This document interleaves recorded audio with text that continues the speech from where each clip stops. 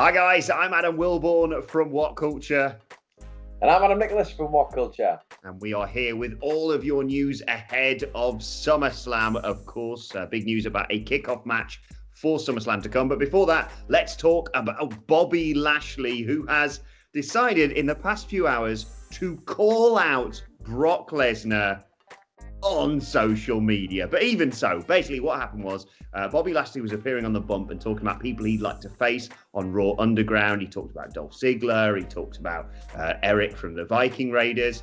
And someone decided to respond to this by tweeting Bobby Lashley saying, yeah, but you won't call out Brock Lesnar, though. That was I am Loso Reyes on Twitter. Big mistake, because Bobby Lashley quote tweeted it saying, this guy says I won't call you out, Brock Lesnar. This is me calling you out. That's me talking what Bobby Lashley said, not me calling out Brock Lesnar. Oh my God. This is the Hoss match of all Hoss matches, isn't it?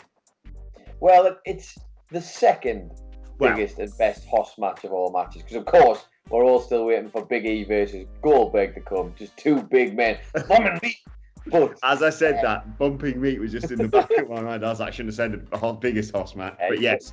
Walked into it. But yeah, in terms of former MMA guys, I've just realised as I've said that the Cain Velasquez thing is, it's not always good. But wrestling guys who did well in MMA and then returned to WWE.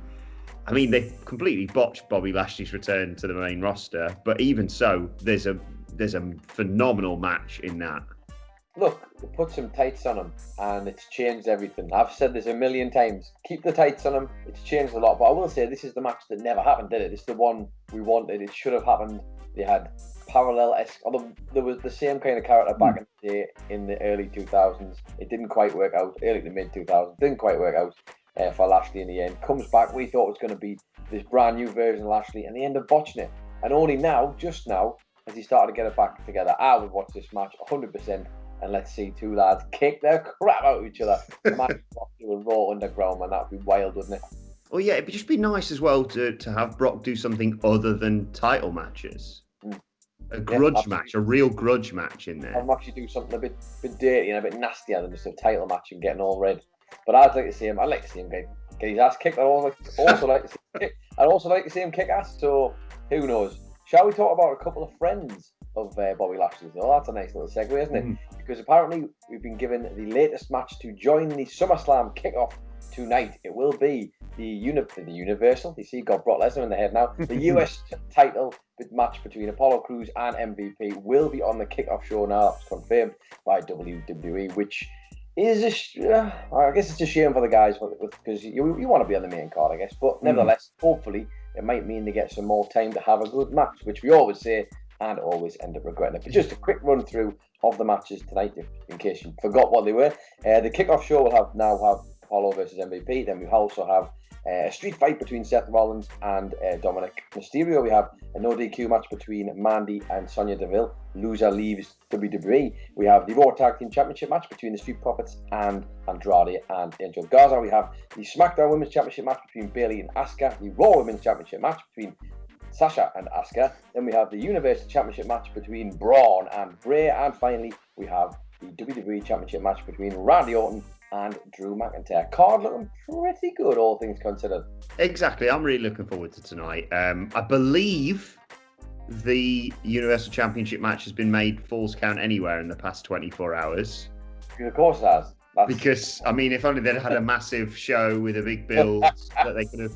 Anyway, I'm really excited for it. I do feel, as has been expressed by many people online today, very sorry for Dominic Mysterio tonight. Follow Pat McAfee, Dom. What a match that was at TakeOver. We'll talk about that in a second. But yeah, no, I'm really excited about the card. I think there are some clear match of the night contenders. I mean, it's fascinating to see what's going to happen with the trifecta of Sasha, Bayley and Asuka, of course, and where the titles are going to be by the end of the show. I even heard Asuka recently talking about potentially teaming with Shayna Baszler to challenge for the tag titles following her successful teaming with her on Monday Night Raw, of course, recently. But yeah, it's a shame for Apollo and MVP, and the rumours about potential interference in that match would seem to be incorrect if they're just going to put it on the kickoff show. And like you said, we're going to sit here on the stream, which you can join us in probably less than an hour now, saying, well, at least it's going to be given time. And then at about 5 to midnight, I'll go, quite get that United States Championship match. So that's what we look forward to. Let's talk a little bit about TakeOver. I referenced it last night.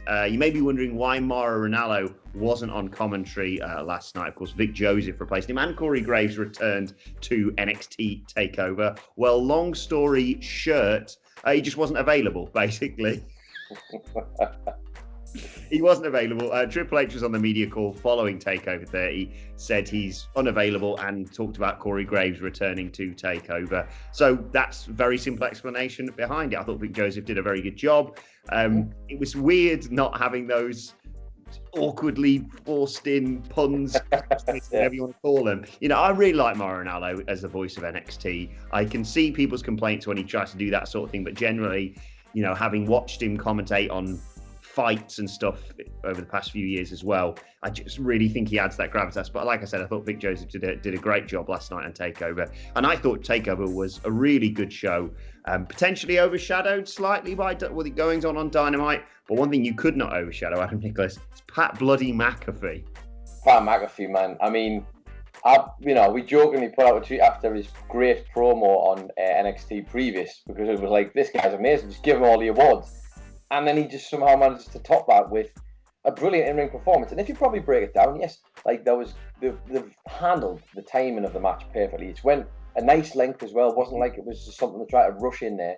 He's done all sorts of stuff. And if you tell me, like, the one thing I do feel bad for him is that would have been amazing in front of a crowd. Obviously, everybody at home is still speaking massively high about this match and Pat McAfee's performance.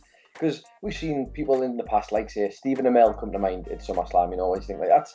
And it was decent enough, but I think Pat McAfee genuinely was legit. It felt legit. Like, I know that they managed to make us feel that by just making them do some cool spots, like the swanton onto the side of the ring, and then you had him doing that incredible moonsault, followed by the vertical leap straight up to a superflex.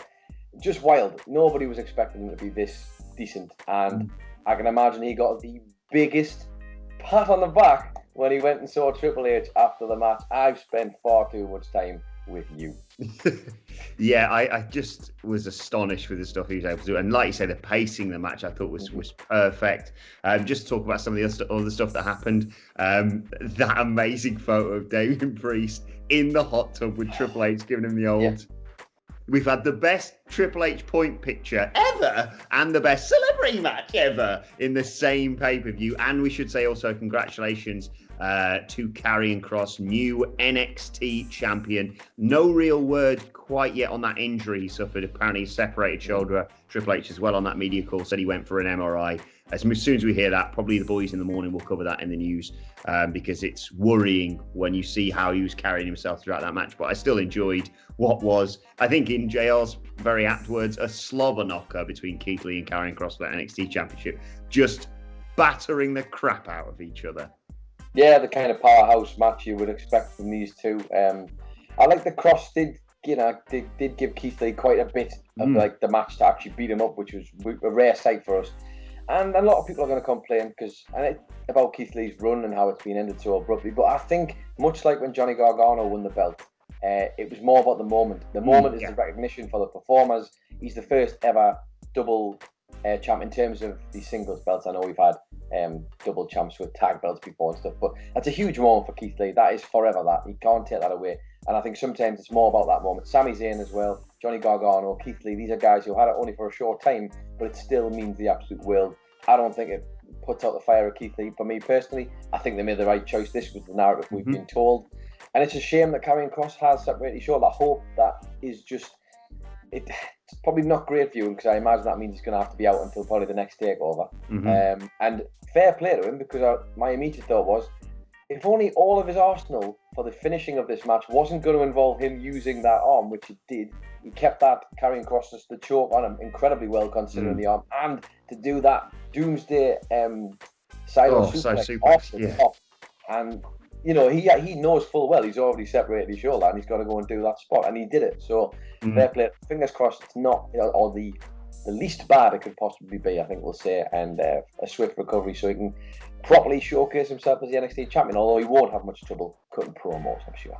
No, exactly. And it'll be exciting to see, because it's kind of wide open to see who the next contender will be on NXT. Really excited to see what they do with that next. That Finn Balor? Someone saying Finn Balor should finally get the chance that he deserves? I think he should be, yes. You think he should?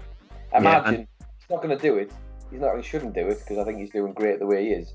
But imagine him just deciding to whip the demon out again. And that sounded quite rude, didn't it? But it wasn't meant to. That's what's going to happen at the Thunderdome. Imagine that, though. That would be incredible stuff. That would be my guy to go next, but I don't want to see him lose, so maybe not. Yeah, maybe around sort of Royal Rumble time, I was thinking, for that sort of thing. So, but then I suppose, I think technically, if you go by last year's run of things, it's War Games next. So it'd be really interesting to see what they do. War Games! So I don't know what's going to happen there. I see Keith Lee probably transferring to Raw or SmackDown in the future, because look at him. But I've no idea what's going to happen next. We'll keep you posted. Indeed. Let's do our final story for the day then, shall we? Right before the excitement of SummerSlam starts, let's talk quickly about Steffi Man. She's been talking with Fox Sports on a media call and has essentially described the situation with the women on the roster in WWE. Now, obviously, we've seen a great market improvement in WWE in terms of bringing forward women's wrestling. Not to say they invented women's wrestling at all, of course, despite Stephanie's claims, I'm sure. But they have brought it much further in the last few years, and we've seen a brilliant push for that. She was talking with Fox Sports and basically has been talking about the representation and how they are aiming to try and get it 50-50 for all of the rosters across their brands. That's NXT, Raw, SmackDown. I thought I'd just name the best one first there. But she has spoken there, and we have a little quote regarding that interview that she had. She said, "I don't want it to be a big deal anymore when our women are the main event. I think that they just should be equally alongside the men. There needs to be parity on the roster. I'd love to see an equal number of men and women equally represented. Of course, at times that would ebb and flow, but I think that would be very important. And just more storylines, more women, more storylines. I think that we've done a good job. I really do, but I think we can do even better." And more importantly, or the part of this I was most interested in, was that she did mention she has been trying to put together, or they have been trying to put together, another event similar to the Evolution pay-per-view that we had in 2018. No confirmation of whether that may be definitely happening or not, but if you'd like to think it makes sense. We've all been hoping we get to see something like that soon, and fingers crossed that might be coming. Yeah, fans crying out for that sort of thing. I mean, not a lot really to say about this. I think it's completely correct. You already look at what a stacked female roster they have. For example, like you said on NXT, to really underline that. I mean, that is the real market difference, I'd say, between NXT and AEW, or where NXT holds all the cards. Just, I mean, take your pick for the next challenger for Io Shirai, for example. Really exciting with that. But yeah, I completely agree. And Raw and SmackDown, they have a number of people on that roster, but whether or not they're utilised in storylines so much is kind of, less so. And when it is, it's bollocks. Like, well, I think it's all well and good saying this. It just annoys me when they say stuff like this, and then they have the return of Mickie James versus Natalya as just a bit in the background whilst Seth Rollins and Samoa Joe have an argument. I feel really upset about that, and whether that was a little jab at Nick Aldis through Mickie James, which is even worse in my opinion, I don't know.